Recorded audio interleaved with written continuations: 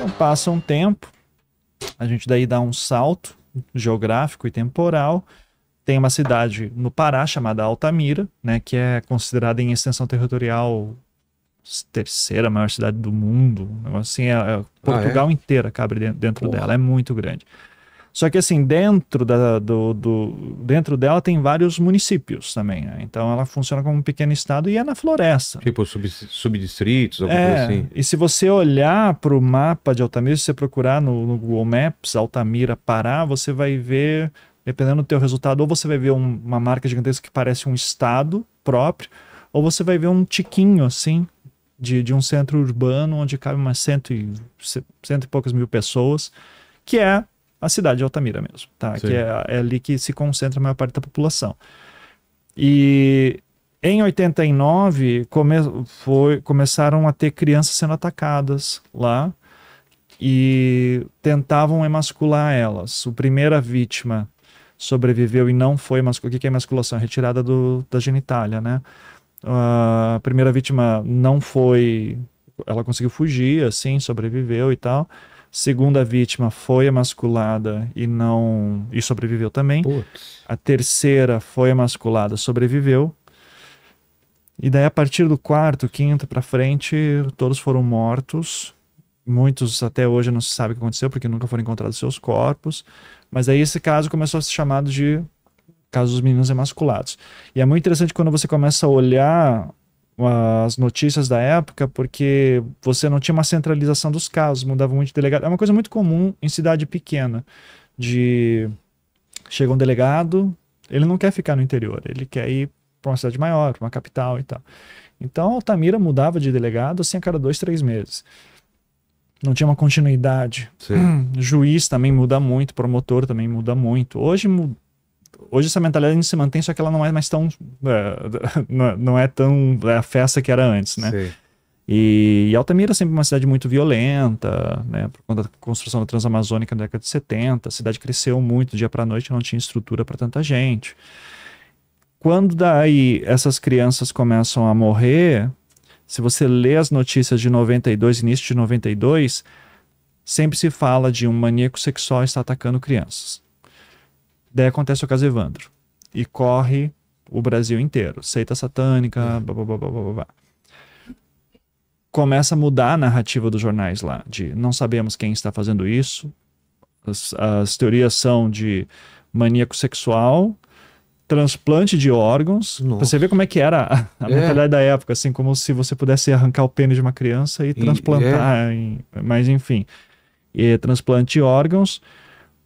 E lá por novembro, quando some mais uma criança, daí você já vê as matérias falando ritual satânico.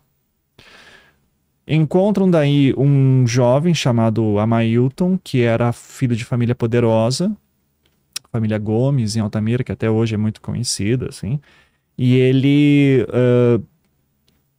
ele tinha namoradas, mas ele também dizia se relacionar com homens, então tecnicamente ele seria bissexual. Tá. Mas na época simplesmente falava homossexual, né? E daí entraram no quarto dele, ele saiu numa viagem de moto, ele estava foragido, porque ele começou a se suspeitar de uma criança que desapareceu, que era primo dele, inclusive. E daí entraram no quarto dele, encontraram, sei lá, discos de rock, livros de terror, e falavam, pronto. Gay, né, que gosta dessas coisas, então e estão procurando satanistas, então deve ser esse cara aqui. Olha só, ele tá fora da cidade, morre criança, e daí começa uma coisa muito doida, que é acreditar que tem alguém tentando despistar, atrapalhar a investigação. Começa a matar outras crianças, só que o modus operandi é um pouco diferente, então não deve ser, com certeza não é uma Ailton, mas tem alguém querendo atrapalhar as investigações, então ele deve ter um grupo de pessoas auxiliando ele.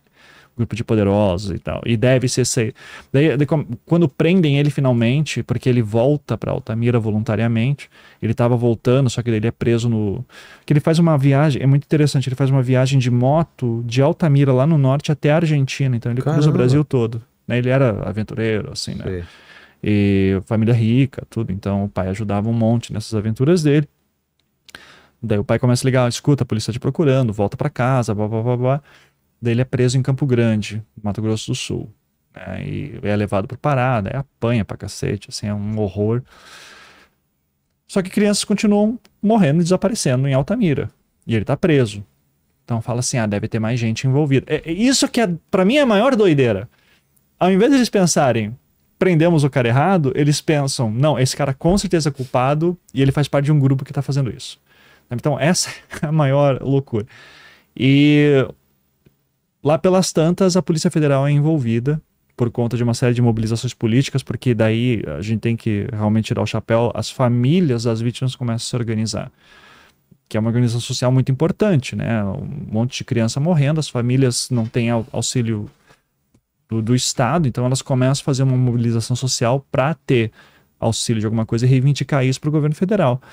Não confiamos na polícia local, a polícia civil não está ajudando, a gente precisa da polícia federal investigando, que tem mais prestígio, tem gente mais preparada e tal. Mandam uma equipe de policiais federais lá, e lá pelas tantas começa a aumentar a suspeita de uma seita satânica atuando, daí começa a aparecer alguns nomes, daí os detalhes são muito específicos assim, mas a coisa, começa a prendem 2 médicos, um ex-PM que seria o segurança da seita, procura um outro ex-PM que nunca encontram, tarará.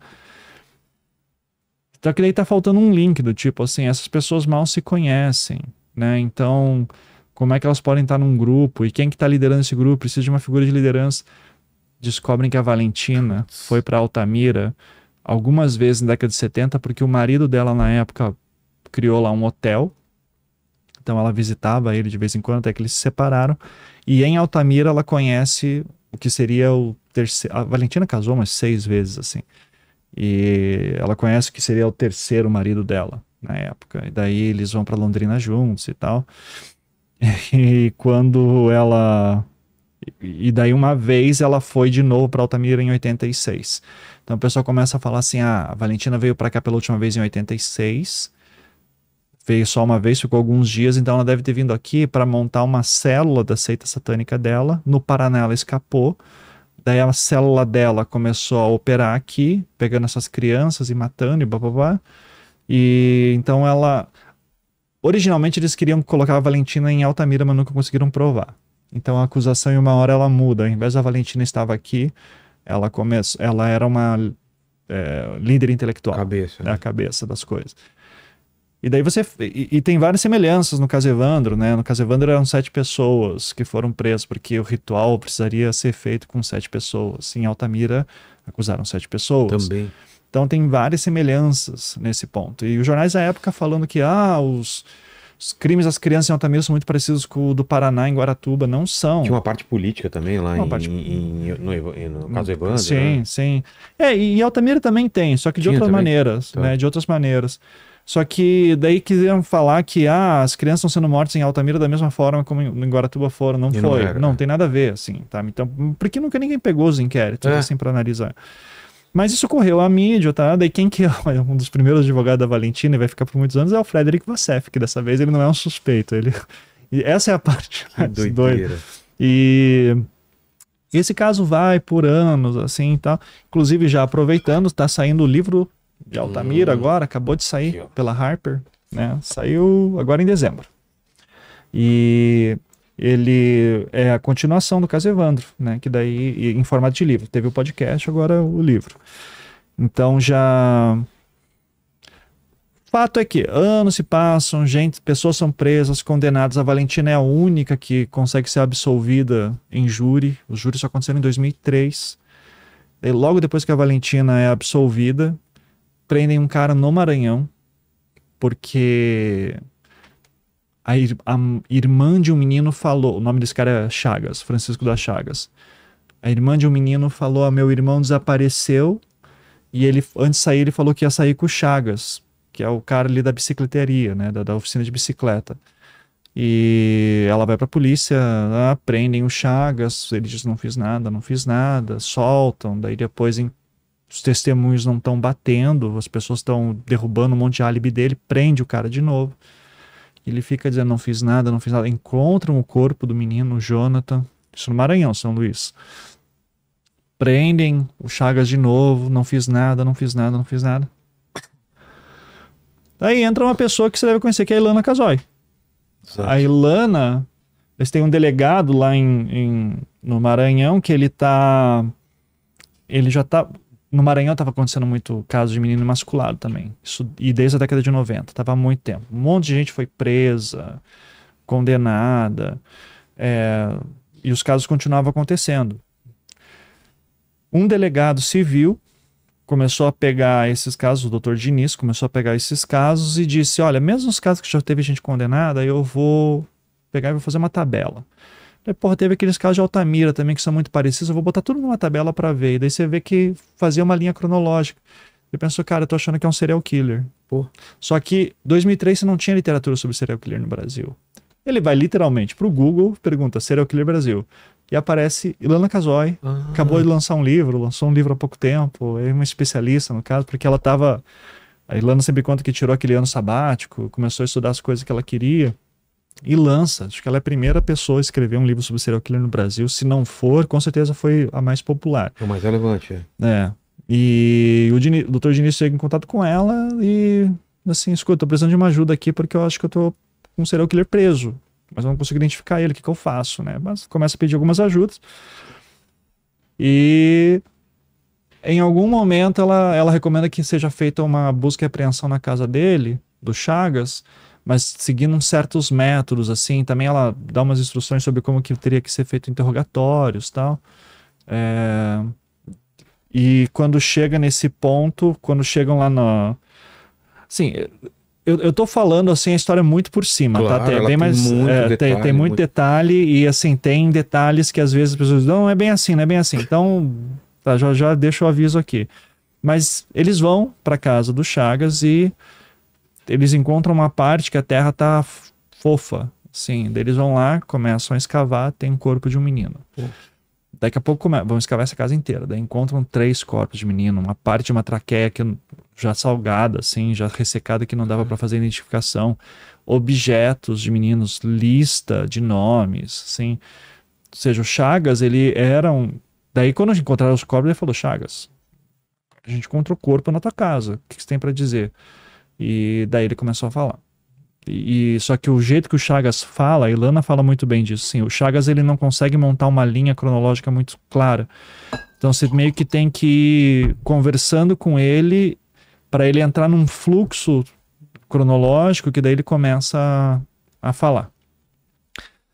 Daí vem a Polícia Federal também, porque daí já são casos que estão passando por vários estados, né? E chegam à conclusão que o Chagas, a Polícia Federal chega à conclusão que o Chagas é o assassino das crianças em Altamira. Só que nisso tem pessoas presas no Pará.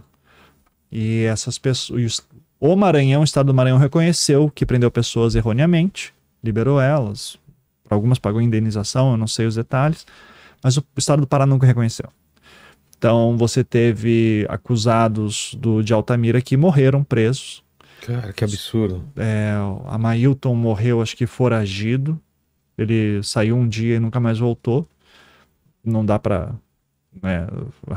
culpar, assim, se você está sendo preso injustamente, né? Então você tem a oportunidade, no habeas corpus você sai. Daí, que foi o que aconteceu? Daí falaram, não, teu habeas corpus caiu, você vai voltar pra cadeia. Ele sumiu. Os 2 médicos acusados voltaram pra cadeia, um deles morreu na prisão, e o Dr. Césio é o único que está vivo de todos os acusados até hoje, né? Entrei em contato com ele, pedi dar entrevista, ele não quis, tá? Disse que não quer se meter nisso, mas tá, acho que até cumprindo regime domiciliar até hoje. Então, assim, o estado do Pará não reconheceu, diferente do estado do Maranhão. Mas, pelo menos assim, a gente tem uma resolução que sabe-se quem é o assassino, é o Francisco das Chagas. E com isso eu consegui eliminar a Valentina completamente. A Valentina era suspeita de ser líder intelectual de uma seita satânica. Não é. Era um serial killer que estava atuando lá. Ele atuou por muito tempo. As pessoas ficaram perdendo tempo com essas histórias. E nunca olharam para o mais óbvio que era uma autoria. E é muito difícil para as famílias aceitarem isso, porque elas ouviram por anos. Foi um grupo satânico que matou essas crianças. E eles não conseguem conceber a ideia que uma pessoa só tenha feito tantas vítimas. Que é a definição do serial killer. É.